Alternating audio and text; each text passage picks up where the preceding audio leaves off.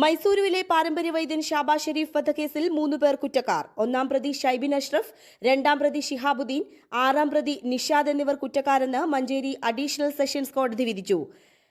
ശിക്ഷാവിധി മറ്റന്നാൾ പ്രഖ്യാപിക്കും. ബാക്കിയുള്ള പ്രതികളെ കോടതി വെറുതെ വിട്ടു. മനഃപൂർവ്വമല്ലാത്ത നരഹത്യ, ഗൂഢാലോചന, തെളിവ് നശിപ്പിക്കൽ എന്നീ കുറ്റങ്ങളാണ് തെളിഞ്ഞത്. 1 വർഷത്തോളം നീണ്ട വാദപ്രതിവാദങ്ങൾക്കൊടുവിലാണ് കേസിൽ കോടതി വിധി പറഞ്ഞത്.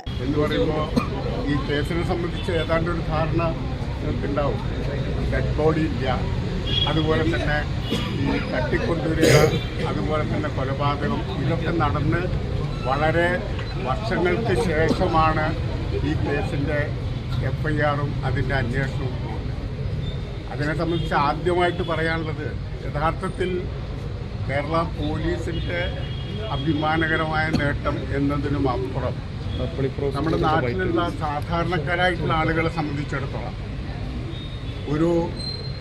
ഇതുപോലെ ഒരു ദുരന്തങ്ങൾ പുതിയ വർത്തമാനകാലത്തിൻ്റെ ഒരു പ്രത്യേകതയാണ്. ഈ ഓർഗനൈസ്ഡ് ക്രൈം കൂടി വരുന്ന ഒരു കാലഘട്ടത്തിൽ ഇതുപോലെയുള്ള കേസുകളിലെ വിധി അതൊരു വലിയ സന്ദേശമാണ് ആളുകൾക്ക് കൊടുക്കുന്നത്.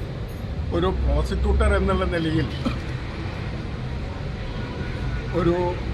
ഏതൊരു പ്രോസിക്യൂട്ടറും ആഗ്രഹിക്കുന്ന തരത്തിൽ ഒരു പക്ഷേ അതിനും അപ്പുറം ഉള്ള ഒരു സപ്പോർട്ട് ഈ ഇൻവെസ്റ്റിഗേഷൻ ടീമിൻ്റെയും എൻറ്റയർ പോലീസ് ഫോഴ്സിൻ്റെയും ഭാഗത്തുനിന്ന് ഉണ്ടായി എന്നുള്ളത് കൊണ്ടാണ് യഥാർത്ഥത്തിൽ ഈ കേസിൻ്റെ തെളിവുകൾ വളരെ ഒറ്റനോട്ടത്തിൽ കാണുമ്പോൾ വളരെ നിസ്സാരം ആണ് എന്ന് തോന്നുന്നത് ഉൾപ്പെടെയുള്ള തെളിവുകൾ ശേഖരിക്കാനും ആ തെളിവുകൾ കോടതിയിൽ അവതരിപ്പിക്കാനും സാധിച്ചത്. ആ രീതിയിലുള്ള സപ്പോർട്ട് പോലീസ് ഫോഴ്സിൻ്റെ എല്ലാ മേഖലകളിൽ നിന്നും ഉണ്ട്. ഇപ്പോൾ ഈ കേസിൻ്റെ അന്വേഷണവുമായിട്ട് ബന്ധപ്പെട്ടുകൊണ്ട് തുടക്കഘട്ടത്തിൽ തന്നെ ഈ കേസ് മലപ്പുറം ജില്ലാ പോലീസ് ചീഫ് സുജിത് ദാസ് അദ്ദേഹം ഈ കേസിൽ എടുത്തിട്ടുള്ള താല്പര്യവും അതുപോലെ തന്നെ ഇതിന് ഒരു സമൂഹത്തിന് ഗുണകരം ആവുന്ന തരത്തിലുള്ള ഒരു പര്യവസാനം ഇതിനുണ്ടാവണം. അതിനുവേണ്ടി അദ്ദേഹം എടുത്തിട്ടുള്ള വലിയൊരു സ്ട്രെയിൻ ഇതിൻ്റെ പ്രാരംഭഘട്ടത്തിൽ. അതുപോലെ തന്നെ ഇതിൻ്റെ ഇൻവെസ്റ്റിഗേഷൻ ടീമിനെ സംബന്ധിച്ചിടത്തോളം വിഷ്ണു ആണ് ഇതിൻ്റെ ഇൻവെസ്റ്റിഗേറ്റിംഗ് ഓഫീസർ.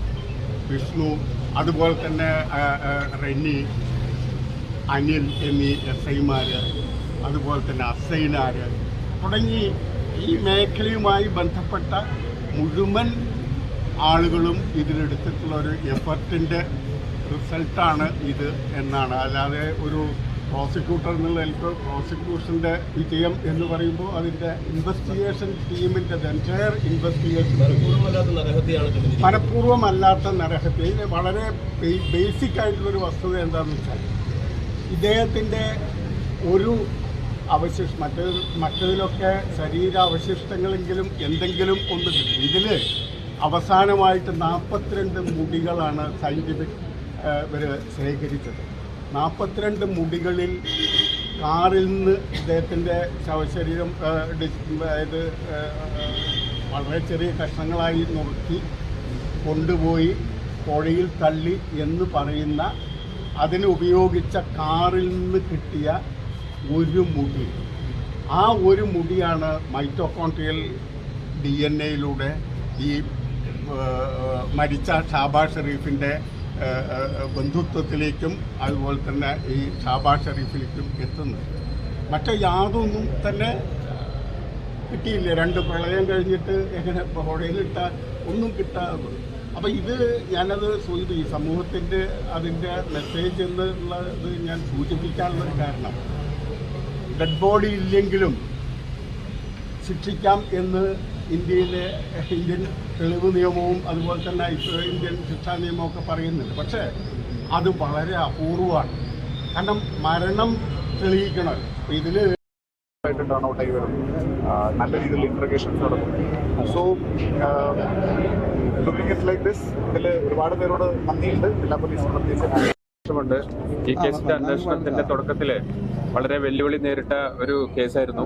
കാരണം സാറ് നേരത്തെ പറഞ്ഞ പോലെ തന്നെ കോർപ്പസ് ഡെലിക്റ്റ് ഇല്ല, പിന്നീട് അതെല്ലാം സാഹചര്യ തെളിവുകളുടെ അടിസ്ഥാനത്തിലും സെക്കൻഡറി എവിഡൻസിന്റെ അടിസ്ഥാനത്തിലും സയന്റിഫിക് എവിഡൻസിന്റെ അടിസ്ഥാനത്തിലും പ്രതികളെ ശിക്ഷിക്കുകയാണ് ചെയ്തത്.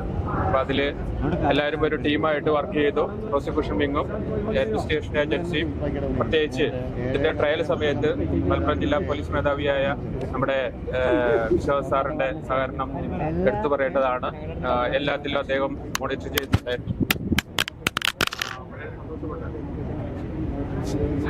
ഷാബാസ് ഷെരീഫിനെ മൈസൂരുവിൽ നിന്ന് തട്ടിക്കൊണ്ടുവരുവാനും കൊലപാതകത്തിനും കൂട്ടുനിന്ന പ്രതികൾ സെക്രട്ടേറിയറ്റിന് മുൻപിൽ നടത്തിയ ആത്മഹത്യാശ്രമത്തിന് പിന്നാലെയാണ് നടുക്കുന്ന കൊലപാതകത്തിന്റെ വാർത്ത പുറം ലോകമറിയുന്നത്.